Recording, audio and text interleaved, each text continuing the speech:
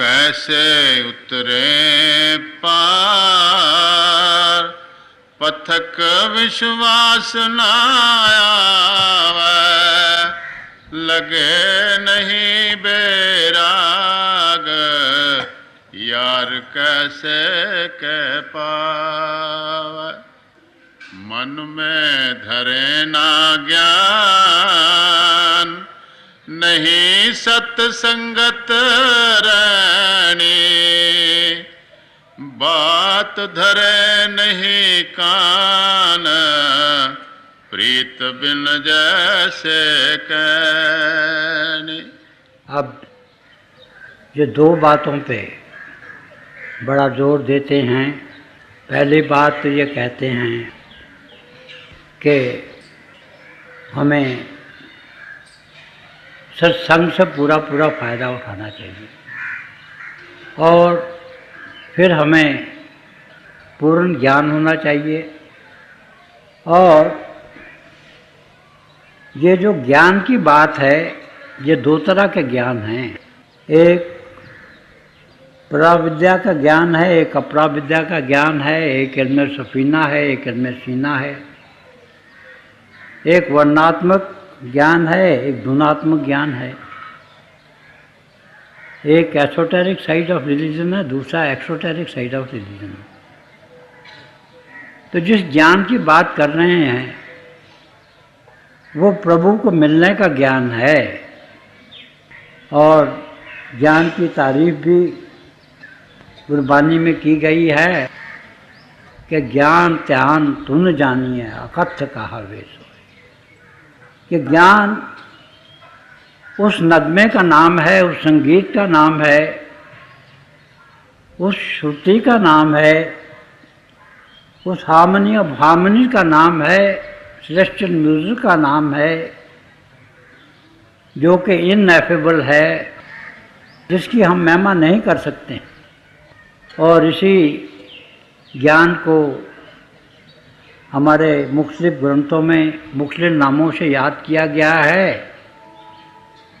वेदों में इसे नाद कहा गया है, उपनिषदों में उद्गीत कहा गया है, पुराने ग्रीक फिलासफर इसे लॉगोस कहते थे, चाइनी महात्मा इसे टाओ कहते थे, ज़ोरैस्ट्रियन इसे सरोशा कहते हैं, बुद्धिस्ट इसे सोनरस लाइट कहते हैं, गुरबानी इन्हें नाम कहती है, शब्द कहती है, हर कीर्तन कहती है। हमारे मुसलमान भाई इसे कलमा कहते हैं, सूफी इसे बांगे आसमानी कहते हैं, सौते सरमदी कहते हैं। बात एक ही है, मगर जब तक हमारी आत्मा का ज्योति और श्रुति से डायरेक्ट कांटेक्ट पैदा नहीं होता है, तब तक हम प्रभु को नहीं मिल सकते। प्रभु को मिलने का एक ही तरीका है, और वो तरीका जो है वो हमें सद्गुरु नामदान देते वक्त बताता भी है और उसका जाती तजुर्बा भी कराता है। और असली गुरु वही है। उसका एसिड टेस्ट किसी गुरु का यही है कि जब वो नामदान दे तो उस वक्त हमें ज्योति और श्रुति का दोनों का जाती अनुभव हो जाए। तो जब तक वो हमें सिमरन देता है, धुन देता है, ध्यान देता है, ध्यान की विधि बताता है, सिमरन से हमारी आत्मा जिस्म और जिस्मानियत से ऊपर उठती है, हमारा जिस्म सुन्न हो जाता है, जीते जी बनते ही की जो विद्या है हम उसे अमल में लाते हैं। मगर उसके बाद ये वो धुनी है जो हर वक्त जारी और सारी है, वो श्रुति है, वो हार्मनी ऑफ हार्मनी है जो हमें जिस्म और जिस्मानी से खींचकर रूहानी मंडलों में प्रवास कराती है। तो पहली बात तो ये है कि हमें ज्ञान होना चाहिए। और अब हमारे जिस्म पर तीन प्रकार के पर्दे हैं। ये स्थूल जिस्म है, इसके अंदर सूक्ष्म जिस्म है, फिर कारण जिस्म है। मगर गुरु जब नामदान देता है और अगर अपने ध्यान की तसव्वुर की वो हमें बरकत दे दे तो फिर हम इस रास्ते में बहुत तेज़ी से सफ़र करते हैं। हम जिस्म और जिस्मानियत से ऊपर आते हैं। हम तारागण, चाँद और सूर्य के मंडलों से गुजरकर अपने गुरु के दिव्य रूप के दर्शन करते हैं और वो अपनी छतर छाया में हमें तीन गुणों से परे ले जाता है, त्रिगुणातीत कर देता है। वहाँ पे असली अमृतसर है, असली मानसरोवर है, असली सचश्मा कौसर है, असली fountain head of the water of life है। वहाँ से जब हम अमृत पाते हैं तो फिर हमारी सारी आलाइशें जो हैं, ये तीनों जिस्मों से हम आज़ाद हो जाते हैं। काम, क्रोध, लोभ और अहंकार पर हमारा अधिकार हो जाता है। हम माया के सारे झंझटों से बच जाते हैं और हमारी आत्मा जो है निरोल हो जाती है और वो पुकारती है सोहंग। सोहंग के मैंने हैं जैसा तू है वैसा मैं हूँ। या हमारे सूफी भाई इसी स्टेज को अनाहू कहते हैं। और फिर उसके बाद जाके पहले हम गुरु में लीन होते हैं और फिर प्रभु में लीन हो जाते हैं। तो ये जो काम है ये तो धुन का काम है। यही असली ज्ञान है जिससे हमारी आत्मा और परमात्मा का मिलाप हो सकता है।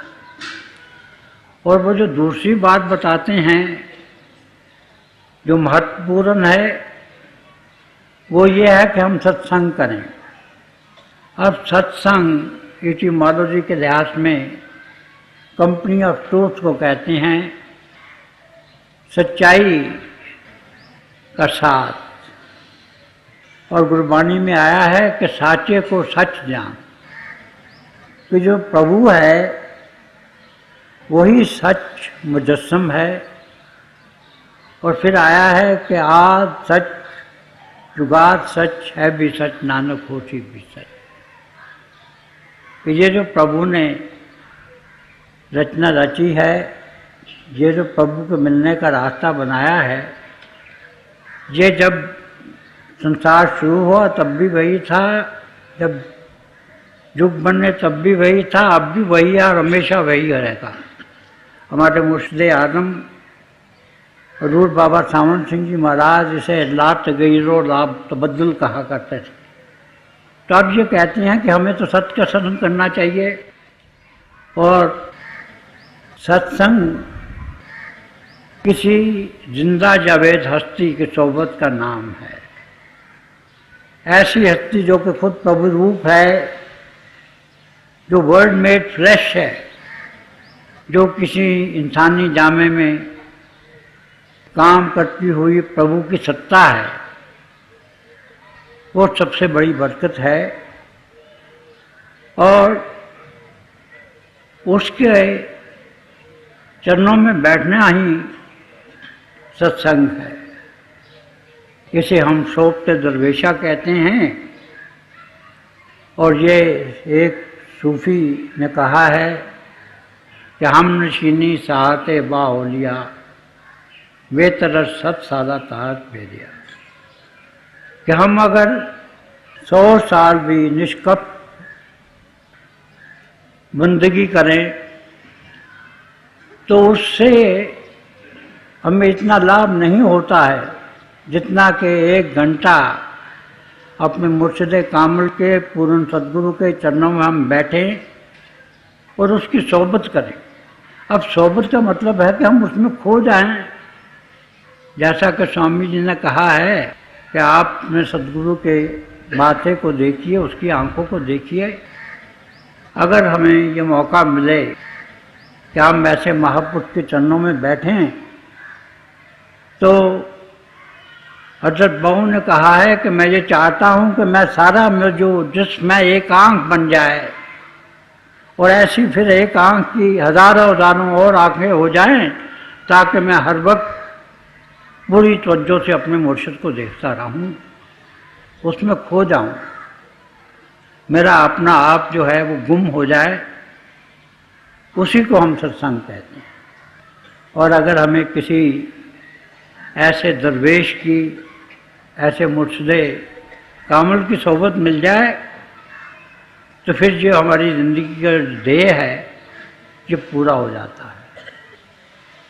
और फिर इसके साथ साथ ही रहने का भी जिक्र है। अब रहनी क्या है, ये मर्यादा है। तो यही वो फरमाते हैं कि भाई जैसा वो गुरु हुक्म देता है वैसे अपने जीवन को ढालो, और तभी इसी जिंदगी का जो ध्येय है वो पूरा हो सकता है। मन में धरे ना ज्ञान, नहीं सत्संगत रहने, बात धरे नहीं कान, प्रीत बिन जैसे अब ये कहते हैं कि हमारा आमतौर पर आचार ऐसा होता है कि हम ये चाहते हैं कि हमारा गुरु भी हमारे इशारे पे नाचे। हम ज़बान से तो ज़मीन और आसमान के कुलाबे मिलाते हैं, मगर गुरु का हुक्म नहीं मानते। गुरु का हुक्म मानना अपने मन को देना है, और अपने मन को हम तभी दे सकते हैं जब हमारा मन पे अधिकार होगा। जब हम में इतनी ईगो है, इतनी हुमे है, हम ये समझते हैं कि हमारा गुरु भी हमारे कहने पे चले, उसे भी हम ओवर रूल कर देते हैं, तो कुछ बात बनती नहीं है। और जब दो जहां का वाली, हमारी जान की जान, हमारे प्राणों को प्राण, हमारा मुर्शिद सत्संग कर रहा होता है, तो तब भी हम में से बहुत से ऐसे होते हैं जिनका मन साथ साथ रनिंग कमेंट्री करता चला जाता है। जैसे क्रिकेट या हॉकी के मैच पे रनिंग कमेंट्री होती है टीवी पे कि ये जो कह रहा है गुरु ये सही है, ये मैंने फलां ग्रंथ में पढ़ा है, ये भी सही है, ये फलां महात्मा ने कहा है, ये जो बात की है ये मैंने कहीं पढ़ी नहीं है, पता नहीं ठीक है या नहीं है। अगर हमारा मन गुरु के कहने पे भी कमेंट्री करता है तो हम कहते तो हैं जी हम बड़े गुरुमुख हैं, कहते तो हैं हम कंप्लीट सेल्फ सरेंडर गुरु को करते हैं, मगर कहाँ करते हैं? हम बातें करते हैं, हम अमल नहीं करते। और रूहानियत नाम है अमल का। देखिए जो गुरु ने कह दिया वो पत्थर पे लकीर है। मेरा मकसद ये है कि गुरु जो भी हुक्म दे हमें उसे मानना चाहिए। हमें उसे अपनी अक्ल की कसौटी पे नहीं परखना चाहिए, क्योंकि दो रास्ते हैं, एक अक्ल का रास्ता है, एक इश्क का रास्ता है, जुनून का रास्ता है। जो अक्ल का रास्ता है वो अंधेरे का रास्ता है, और जो जुनून का रास्ता है वो रोशनी का रास्ता है। मेरा शेर है कि जुनून तलाश करे जुल्मत खरीद से कहो, जुनून किरण है, किरण के सिवा कुछ और नहीं। मगर हम ज़बान से तो कहते हैं कि हम अपने आप को हमने गुरु के हवाले कर दिया, मगर मन हमें धोखा देता है। तो ये बताते हैं कि अगर आप रूहानियत के रास्ते में तरक्की करना चाहते हैं तो जो बहुत ज़रूरी है कि जो गुरु का फरमान है वो प्रभु का फरमान है, और जो भक्त हैं उन्होंने तो अपने अपने तरीके से यहाँ तक कह दिया है कि गुरु गोविंद दोनों खड़े किसके लागू पाए, बलिहारी गुरु आपने जो गोविंद दिया मिलाए। और सहजो भाई ने तो यहाँ तक कह दिया है कि अगर मुझे चॉइस मिले तो मैं प्रभु को तो तज दूंगी मगर गुरु को नहीं तजूंगी। फिर पढ़ो। मन में धरे ना ज्ञान, नहीं सत्संगत रहने, तो धरे नहीं कान, प्रीत बिन जैसे कह। अब ये कहते हैं कि अगर सिर्फ हम बातें ही करते हैं तो फिर ये इसी तरह से है जैसे हमारे जिस्म पे कैन निकल आती। अब एक रहनी है, एक कथनी है, एक करनी है। ये जो कथनी है, अगर हम इसी में अपना सारा समय ज़ाया कर दें तो ये सिर्फ ऐसे है जैसे कि देखते हैं हम कि हमारे जिस्म पे खारिश शुरू हो जाती है और लाल लाल रंग के जहाँ जिस्म पे कुछ हिस्से उभर जाते हैं तो वो बड़े तकलीफ देह होते हैं। तो हमारा ऐसा ही जीवन है कि हम कथनी में फंस जाते हैं, हम कहनी में रह जाते हैं, हम करने नहीं करते हैं। और करनी से भी ऊपर की जो मंजिल है वो अपने आप को गुरु के हवाले करने की है, वो शरण की है। तो अगर हम ये चाहते हैं कि प्रभु को पाएं तो हमें शरण का जो मार्ग है वो अपनाना चाहिए। छूटे डगमग नाओ, संत का बचन ना माने, मूर्ख तजे विवेक, चतुराई अपनी आन। अब ये कहते हैं कि हमें तो अपनी चतुराई पे बड़ा गर्व है। किसी ने हमसे नेकी की, हम ये समझते हैं कि हमने उसे बड़ी चालाकी से अपने चक्कर में ले लिया है। हम हमारा जो मन है उसके गुलाम बन जाते हैं। हम जो हमारा अपना ख्याल होता है उसके लिहाज से गुरु के जो फरमान होता है उसे भी उसी के लिहाज से जज करते हैं, अपनी अक्ल की कसौटी पे गुरु के फरमान को बरतते हैं। तो अगर हम जब तक ऐसा करेंगे तब तक हमारी जो कश्ती है वो ज़ेरो ज़बर होती रहेगी। हर लम्हा हर घड़ी यही खतरा होगा कि कहीं वो उलट नहीं जाए। ये जो भव सागर है इसके पार पहुंचने से पहले पहले हो सकती है कि हमारी ये नैया जो है इंसानी जिस्म की उल्ट जाए और हम फिर 84 लाख जिया जून में आ जाए। छूटे डगमग नाओ, संत का बचन ना माने, मूर्ख तजे विवेक, चतुराई अपनी आन। अब ये कहते हैं कि ये गुरु की देन हो तो हमें विवेक आता है। विवेक कहते हैं डिस्टिंग्विश करने को, डिस्क्रिमिनेट करने को, कि क्या चीज़ अमर है, क्या चीज़ नाशवान है, क्या चीज़ फानी है, क्या लाफानी है, कौन सी चीज़ पेरिशेबल है, कौन सी चीज़ इमॉर्टल है। तो जो संत है वो तो हमें हमेशा यही कहता है कि जो दुनिया और दुनिया की चीज़ें हैं ये सब फानी हैं, ये सब नाशवान हैं। हमें बड़ा गर्व होता है अपने धन दौलत पे, अपने रिश्तेदारों पे, अपनी कुर्सी पे, अपने नेम एंड फेम पर, अपनी ख्याति पे।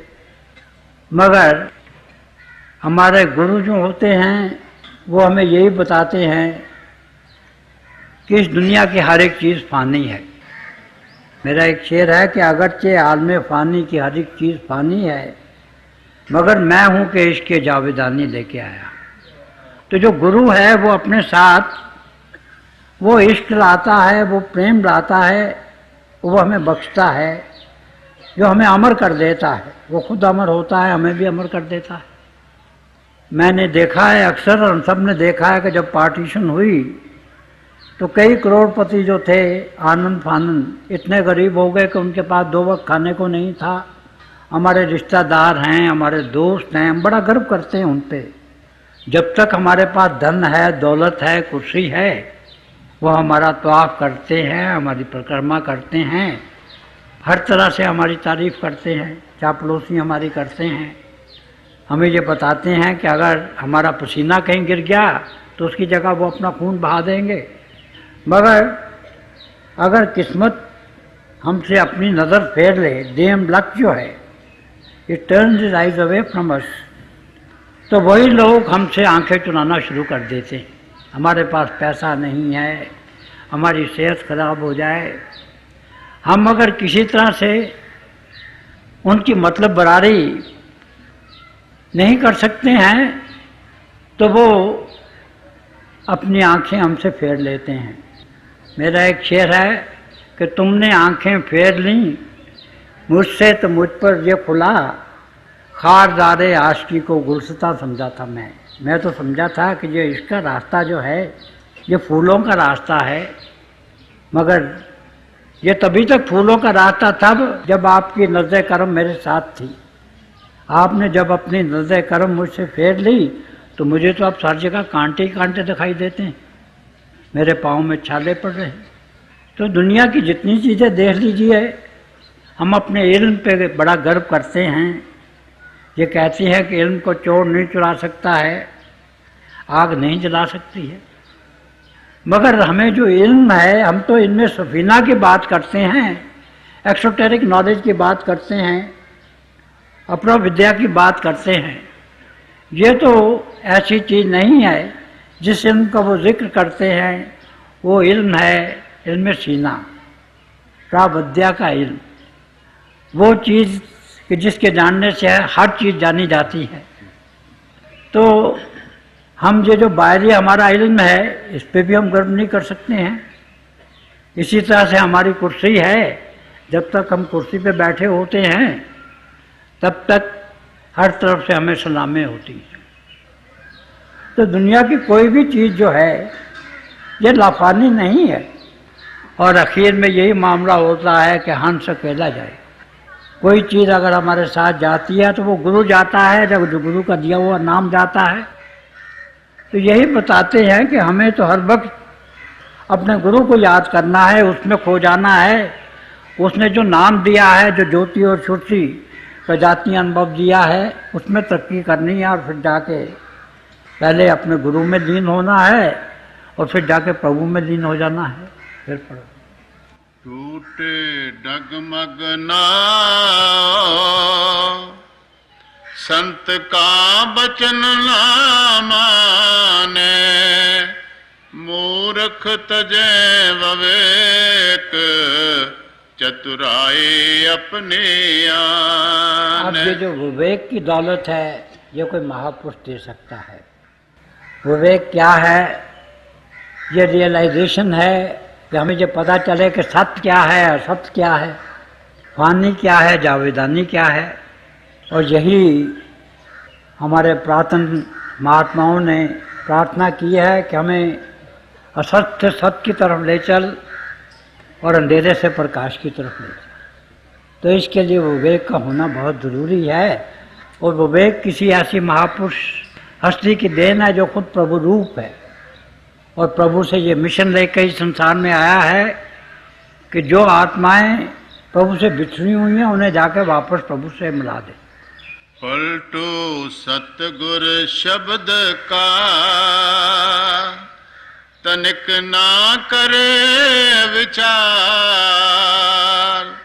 नाम लिखे वट नहीं कैसे उतरे पार। अब आखिर में पलटू साहब कहते हैं कि हमें अपने जीवन को अपने गुरु के हुक्म के अनुसार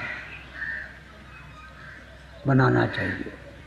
हमारे हजूर पुनूर और हमारे मुर्शिद आज़म हमेशा इसी बात पे जोर देते थे कि हम 100 काम छोड़ के सत्संग सुने और 1000 काम छोड़ के भजन सिमरन करें। वो सदाचार के जीवन पे बहुत जोर देते थे। हमारे हजूर पुनूर ने तो सदाचारी जीवन बनाने के लिए हमारे लिए एक साइंटिफिक डायरी भी तजवीज़ की है। इनसे पहले भी ह्यूमन हिस्ट्री में कई महापुरुषों ने डायरियाँ तजवीज़ की हैं। सेंट लायोला हुए हैं, उनकी डायरी है। फ्रैंकलिन बेंजामिन ने भी अपनी डायरी बनाई थी।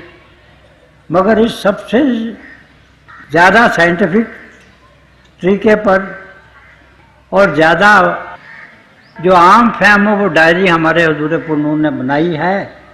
उसमें एक तरफ तो डेट दी गई हैं, 1 महीने के लिए एक डायरी बनी है, दूसरी तरफ वो खूबियाँ दी गई हैं जो कि प्रभु को पाने के लिए जरूरी हैं, अहिंसा की, सच्चाई की, पवित्रता की, निष्काम सेवा की और नम्रता की। और फिर नीचे खानों में कि हमने कितनी देर भजन किया है, कितनी देर सिमरन किया है, अंतर में क्या देखा है, अंतर में हमने कौन सी आवाज़ सुनी है और हमें भजन में क्या रुकावट पेश आई। तो हमें चाहिए कि हम उनके इन हुक्मों के अनुसार अपने जीवन को बनाएं। मेरे जितने भी बहन भाई यहाँ बैठे हैं उनमें से कुछ खुशनसीब ऐसे हैं जो हजूर बाबा सामन सिंह जी महाराज के चिताए हुए हैं। बेशतर बहन भाई हजूर पुरनूर संत कृपाल सिंह जी महाराज के नाम लेवा हैं और जिन्हें अब भी नामदान दिया जा रहा है इन्हीं 2 मुबारक हस्तियों के नाम में और उन्हीं के हुक्म से दिया जा रहा है। तो हमें सबको यही चाहिए कि हम अपने जीवन को उनके हुक्म के अनुसार डालें, हम बाकायदगी से भजन सिमरन करें, हम अपने जीवन को सदाचारी बनाएं। और मैं इन 2 मुबारक हस्तियों के कदमों में अपनी तरफ से और आप सबकी तरफ से ये प्रार्थना करता हूँ दस्तबद्ध कि हमें वो तौफीक दें कि हम उनके बताए हुए रास्ते पे चल सकें और जल्दी से जल्दी अपनी जो मंजिल मकसूद है, जो हमारा डेस्टिनेशन है, अपने आप को जानना और प्रभु को पाना, हम उसे प्राप्त कर सकें।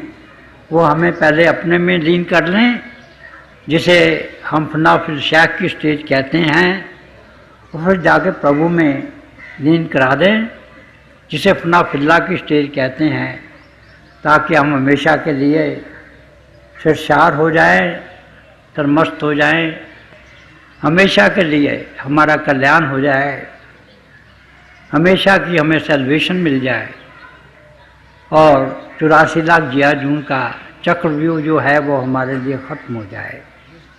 ये जो कतरा है ये समंदर में मिल जाए, ये जो आत्मा की किरण है ये सूर्य में मिल जाए, क्योंकि वही हमारी ज़िंदगी का ध्येय है।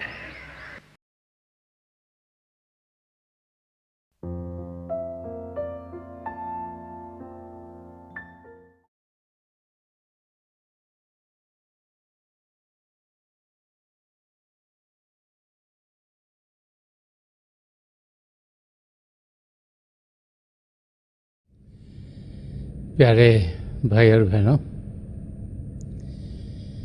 हम सब बड़े खुशकिस्मत हैं कि हमें दयालपुर संत दर्शन सिंह जी महाराज के दिव्य वचन सुनने को मिले।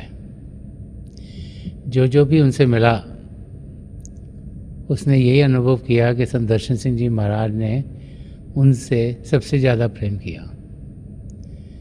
वो बार बार समझाते थे कि प्रभु प्रेम के महासागर हैं, हमारी आत्मा उनका अंश होने के नाते प्रेम से भरपूर है और प्रभु के प्रेम के ज़रिए ही हम अपनी आत्मा का मिलाप परमात्मा से करवा सकते हैं।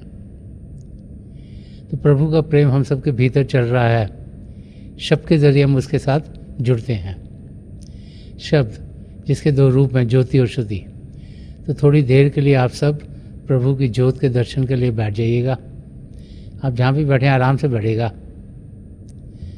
अपनी आंखें बंद कर लीजिएगा और जो आपके आई बॉल्स हैं आँखों के डले सीधे सामने होने चाहिए, जैसे कि आप 8 या 10 इंच अपने सामने फोकस हों।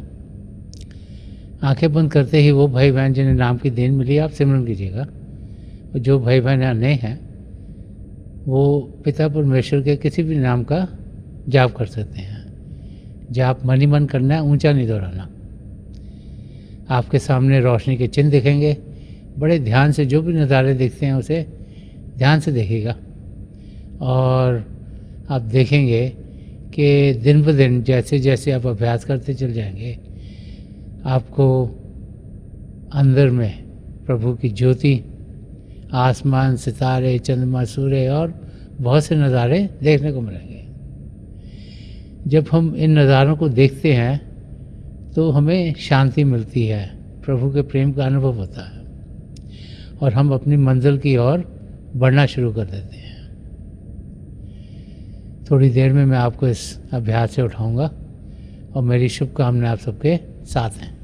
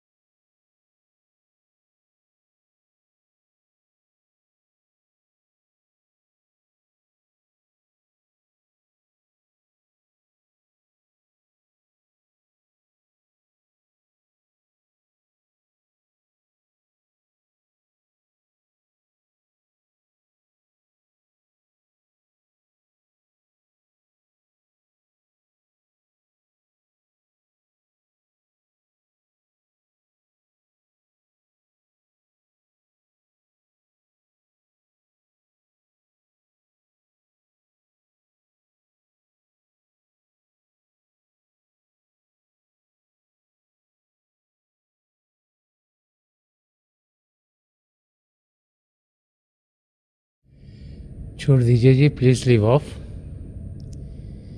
मेरी पिता परमेश्वर के चरण कमलों में और जो पिछली सेंचुरी के महापुरुष हुए हैं, हजूर बाबा सावन सिंह जी महाराज, परम संत कृपाल सिंह जी महाराज और दयाल प्रसन्न दर्शन सिंह जी महाराज के चरण कमलों में यही प्रार्थना है कि प्रभु को पाने का रास्ता, जिस रास्ते पर इन महापुरुषों ने हम सबको चलाया है, उस रास्ते पर हम तेज़ी से चल सकें। इन महापुरुषों की दया कृपा हम सब पर बनी रहे ताकि हम अपनी मंजिल को बहुत ही जल्दी पा लें।